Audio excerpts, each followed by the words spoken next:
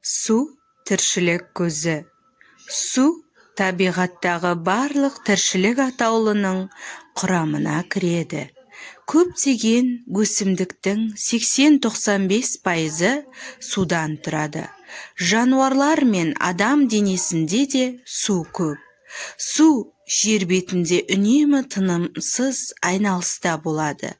Теңіз бен мұхиттардың, өзендер мен көлдердің бетінен су буға айналып, одан бұлт түзіледі.